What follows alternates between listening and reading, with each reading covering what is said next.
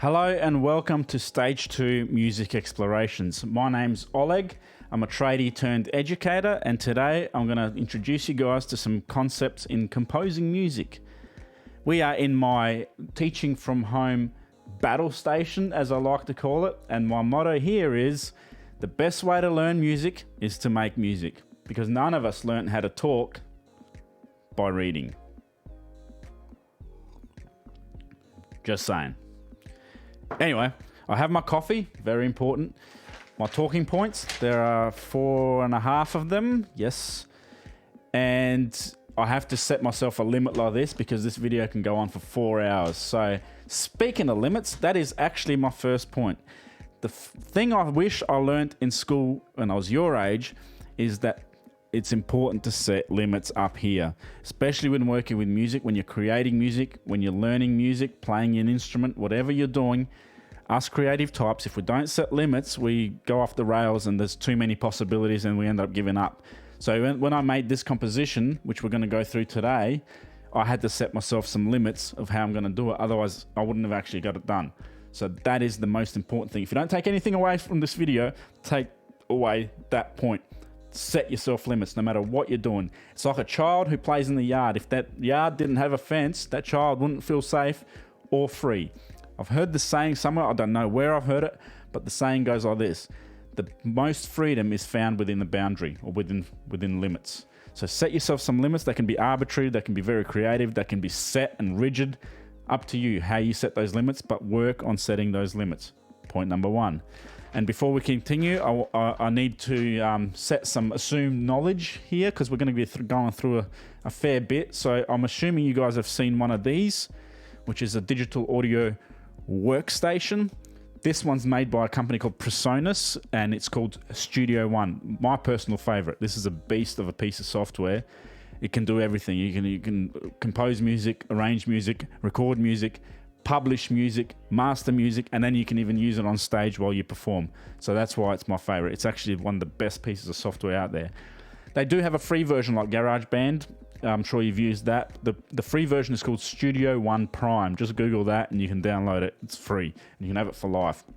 It's a bit limited compared to the professional version that I have, but it's still really cool and it's a great starting point. Speaking of that though, the professional one actually comes with a subscription called Presonus Sphere, and it's no more than a Netflix subscription. So have a chat to your folks, guys. Netflix versus digital audio workstation that could earn you money. Anyway, next thing, major and minor key centers. You guys need to be familiar with that, being in year 12. I'm sure you already are, but if you're not, watch something else, some other tutorials first before you watch this one. Structuring chords. You need to know what a triad is. 1, 2, 3. C, E, G, that's the C major triad. Now that same triad can be inverted. So you play the G first, lower, and then C, E. That's an inverted C major. You need to know. You need to know what a minor chord is and a major chord is. Okay, if you don't, brush up on that and then come back. Okay, without further ado, I'm going to take you guys over to my screen, and here it is. So digital audio workstation, before I start though, sorry. Do not be overwhelmed by all the stuff I have here. This is just me collecting stuff because I like stuff and I'm not a tech geek. But everything I'm going to show you today can be done on a laptop. And because, you know, I have this keyboard, but Studio One actually comes with this feature where you press the caps key and it comes up with this little QWERTY keyboard. So when you press the keys on your keyboard, it corresponds to the piano keyboard. All right, so that's nothing to be afraid of here. You can do all the stuff here that I've done today on a laptop. Yeah, so now my composition. This is just a piece of music that's only a minute long, and it's called a binary composition because it has an A, as you can see up the top here, there's an A section and a B section. Okay, so that was limit number one for myself. I said to myself straight away, this is going to be a binary composition. It's going to have 2 sections and that's it. The other limit I set for myself is that it's going to be in the key of D minor. Don't know why, I just like playing in D minor, and when I hear music in my head, I hear it in D minor for some reason, I just gravitate to it. So I've started the song off in D minor, as you can see by that first chord, and then the section B goes into F major. Why does it go into F major? Because D minor and F major are relative. And why are they relative? You should know this. They share that B flat in the key signature. So both F major key and D minor key have a B flat in it, in the key signature. One other thing to mention, there are 3 types of minors. You guys should be aware of this as well. There's a natural minor, a melodic minor, and a harmonic minor. In this composition, I'm using all 3. That's why you see chords like this A7 C sharp. Usually the A7 C sharp has no business being in a D minor key. But because we're using the harmonic minor, we can put that in. But we also have chords like the C major over E, which now all of a sudden that C sharp is a C natural. No business being in there. So we've gone from a melodic to a harmonic, from a harmonic back to a melodic, and then we're going into the relative major of F major. So these are things you can write about when you make your composition and you do the commentary. So, and this is why it's also important to set these limits. You can set a limit in your composition. I'm going to stick to the melodic minor only. Or, well, melodic one's harder because it's got both in it. Or you can say, I'm going to stick to the harmonic minor only. And there are tutorials on YouTube where you can look up the difference between those 3 minor scales. Very interesting, and very interesting why those scales came to be. So please do look that up, because it'll open up your composing world to a whole new level. So I've used all 3 types in this composition. And then all I've done here is I've just added some more tracks. I've added a beat. I've recorded a bass line. There is a video down below that you can watch of me recording that bass line. I actually get the old Stingray out off the wall and record that bass line, so feel free to have a watch. And after we go through the chords in this song, we are actually going to add some synth parts. So I've got synth 1, 2, and synth 3. So I'll show you how to do that in Studio One. Very intuitive, very easy. We don't even have to touch the keyboard to make that happen. This is why I love Studio One. But without further ado, let's have a listen, and we'll follow these chords as it's playing, okay? So we're starting section A in D minor. Before we start, I was feeling very nostalgic when I wrote this. So it's got a bit of a nostalgic, emotional, melancholy feel to it. It's also going to show my age because it's a bit cheesy and 80s and 90s sounding. But yeah, don't judge me, you young people.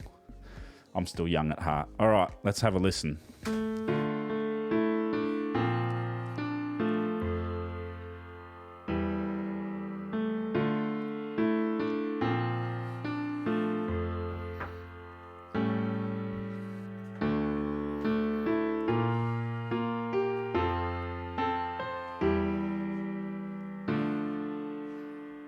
So that's section A done, the D minor section. Now we're going into F major.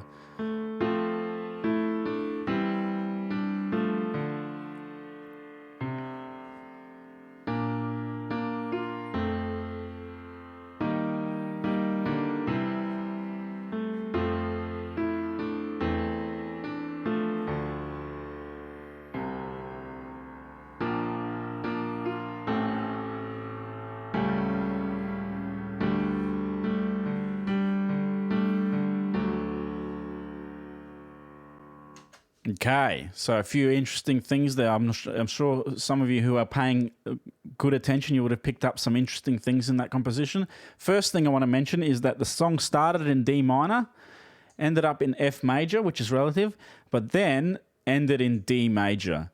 You can end it, so the way I did that is by having this D sus4 chord that makes the D sus4 chords builds tension. It feels like it needs to resolve somewhere. It's like not quite home yet. So because you can do that, you can end it on a happy note, so make it sound hopeful. Or if you want to end it somber, go back to the minor. See how that sounds different versus... So I decided to end this song on a happy note because... I don't know, just decided to do that. That's one of the things you get to do as a composer. The other thing I decided to do, I've actually, if you mathematicians are watching, the bars don't lie. I've actually added half a bar at the end here with this D sus4, that bar is actually, it's like adding a 2/4 beat bar and then going back to a 4/4. So mathematically, this form, the A and B, aren't exactly 8 bars long or whatever they are. 16 bars long. No, aren't exactly 8 bars long. The last one is 8.5 bars long, which again, unless you go on to repeat back to section A, which makes it then a ternary composition, you can do that. If I was going to go back to section A, I wouldn't do that. I wouldn't put that D sus4 and make it sound like it's about to end. But because I have, that's what we can do. Like I said again, composing, you can do that. You're creative. Once you know the rules, you can break the rules. So learn the rules, guys. All right, that's why we're here. Now, let's go through these chords. All I did was hit record and recorded it on my keyboard. Well, sorry, wrong chord. And then one of the other limits I set for myself is I wanted the melody to stay similar in both A and B. Another limit. Because I could have changed the melody completely in section B, because now we're in F major. I could have played it completely different. But I've decided, even though I'm playing the F major chord, I kept the melody very similar. And then it just changes when it hits the B flat.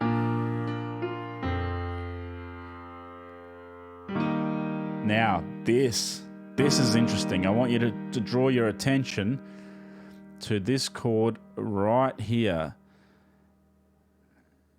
E flat major.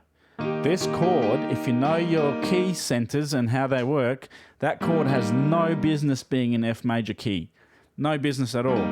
Because just the next chord over is a C major, which doesn't have the E flat. It's got an E natural in it. Okay, I'm just going to pop this up so you guys can see what keys I'm pressing. Okay. Here we go. So that's my E major, E flat major, and if I place the next chord, which is C, that's the E natural. So I'll set you a challenge. Google this. Why does an E flat major chord fit in an F major key? And I believe the term is chromatic thirds. So if you Google that, you'll find out. It's really interesting. And that another, just like knowing the different minor keys, like the natural, harmonic, and melodic, knowing about these rules that you can break is also going to open up your compositions and make them that much more sophisticated. But you don't want to compose just for the sake of making it sophisticated. The reason I put that in there is because I wanted to build tension towards that C chord. So in the context of F major, that E flat major makes it sound like it wants to go to that C. So that's why I put that in there. And there's reasons why that works. So feel free to look that up. Anyway, so that's the two sections. That's the A, B. That's some talking points there, like the limits I've set myself to make this song. And I didn't start off with the melody in my head or anything like that. I actually just got on the keyboard. I was feeling a bit nostalgic on the day, and I just started playing. I took the D minor chord, and I thought, what melody can I put here? And then as I'm playing, oh yeah, that sounds good. And I just went on from there. So that you can do something similar. Or if you play guitar, you can strum some chords. Or if you play a wind instrument or a stringed instrument, make up a melody. Set yourself some limits. You know the goal is 1 minute because the assignments require 50 seconds to 60 seconds. So that's your first limit there. Then you can choose what tempo you're going to do. So in Studio One, you put the tempo here. I did 72. Anyway, great. Now what we're going to do is we're going to add some more instruments. So I've done a drum beat and a bass line. You know what? We'll just take the solos off. And now let's have a listen to it with an arrangement. So this is something you can do with your compositions as well. And the DAW allows this because you can just keep adding tracks. So let's have a listen to what it sounds like with the other instruments. Hang on, I forgot to turn on the bass. The bass was still, if you look here, it was still muted. See that red mute? So if we unmute that and press play again.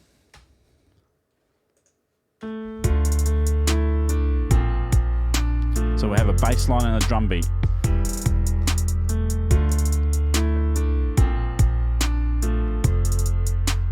And the drum beat changes slightly here.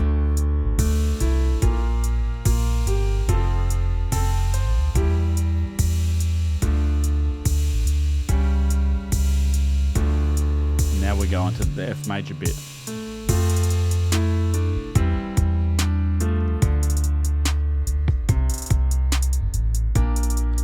Notice that the bass line follows the kick drum on the drum machine, which is important for bass to do. That's how you set the groove.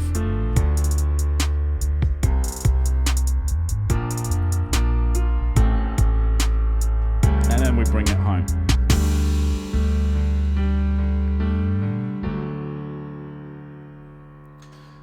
So that drum beat I wrote on the computer just using my mouse. The bass, I actually took the Stingray down and recorded it. Check out the video for that.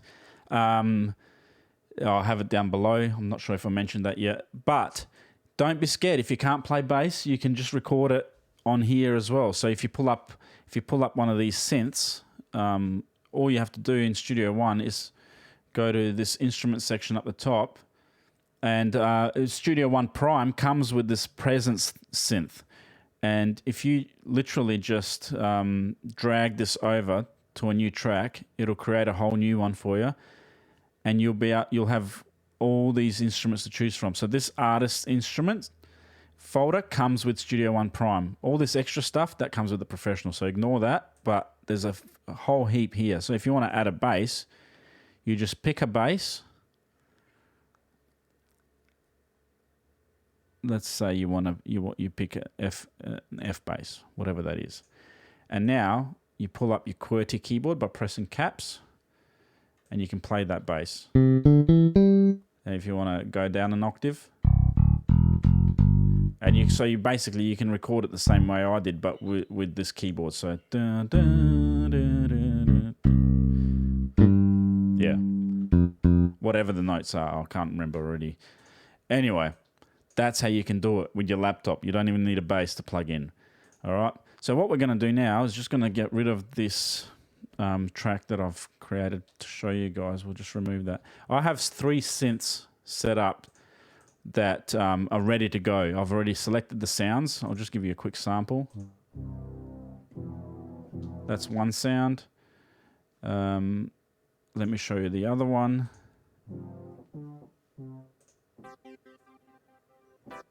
That's the other one. And then I have a third one here, which is like a rock sequence. And the beauty about Studio One, see, remember I showed you these chords here?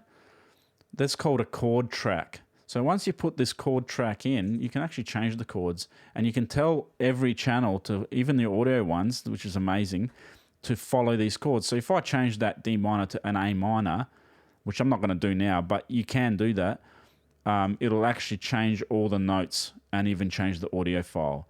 So, but the other thing you can do is select these chords. Let's select all the chords. Once they're selected, you can drag them in to the new track, which is the synth 1, and it'll actually, have a look at this, it'll actually put the notes in for you. Look at that. Well, you can't see that, can you? Look at this. So it puts the notes in for you. You can edit it like this, or you can edit it like this with the piano roll on the side. So that is an amazing feature that exists in Studio One. I'm not sure if other DAWs do it, but I've never seen it in other DAWs. So, and then there's this section where the drum beat changes. I actually want to add synth 3. So I'm just going to drag those chords only. Let me get rid of this to synth 3.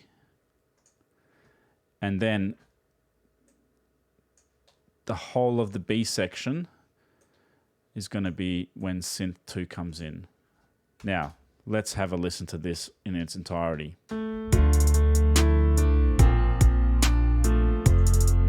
This is a mixer.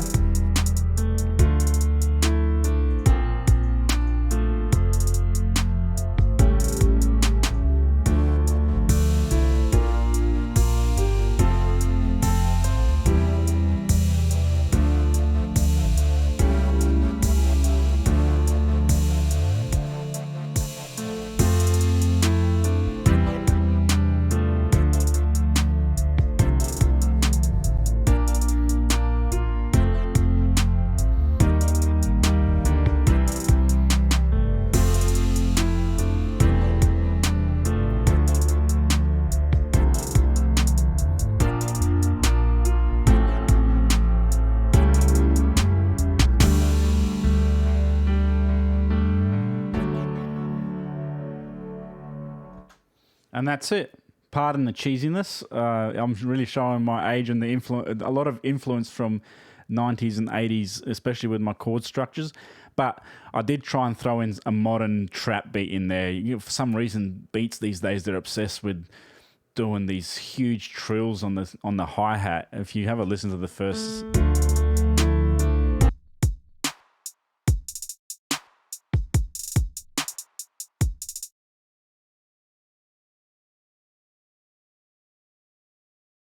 Sorry, I muted my microphone by soloing that. But yeah, for some reason, modern music has that really pronounced hi-hat in it. And this is some things you guys can pick up as you're listening to music. And you can make this a sound as modern as you want and do whatever. This is why it's called music explorations. There's so much you can do with it. Even just starting off by, say we want to change the sound to synth 1. We just go in here and we just try a different synth. So let's press play. And just put a different... Turn it down a bit. Or try another one.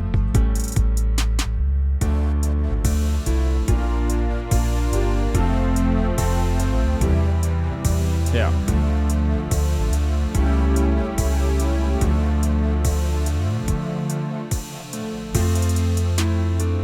Now you know why it's important to set limits, because there are hundreds of things you can do even with just the Prime version. Anyway, guys, I hope you learned some stuff. I certainly did through this experience. If you do stage 2 music explorations with the technology focus, you'll do 5 of these compositions over a period of time, probably a term or a semester. So have at it. The best way to learn music is to make music. Thanks, guys. See you later.